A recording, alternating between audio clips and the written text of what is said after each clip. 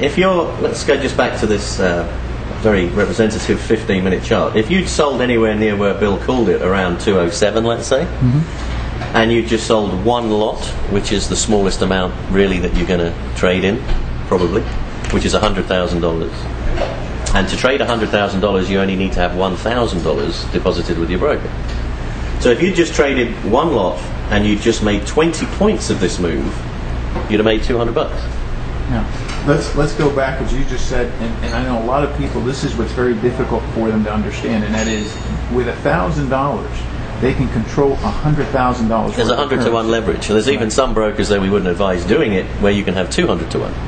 It's a bit like you go into a casino, you've got $100 in your pocket. You think you know how to play blackjack or the roulette table, and you have a system, but you've only got $100.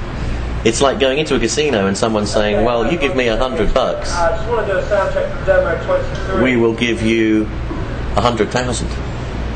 And whatever you make, you can keep. But obviously if you lose it, you've got to give it back.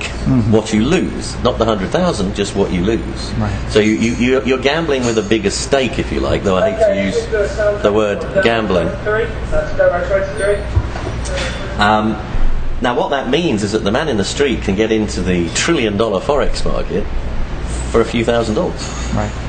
And he can be eating at the top table. You know, if he knows what he's doing, you can leverage, and without being silly with your money, you put $2,000 into a trading account and you just trade the 1,000. That means the most you could ever lose is 1,000. Even if you don't know what you're doing, you press all the wrong buttons, you go to bed with an open position you don't know you've got, and you wake up the following morning. The broker will not allow you to go below $1,000 because 1,000 is needed to control 100,000 of equity, as it were.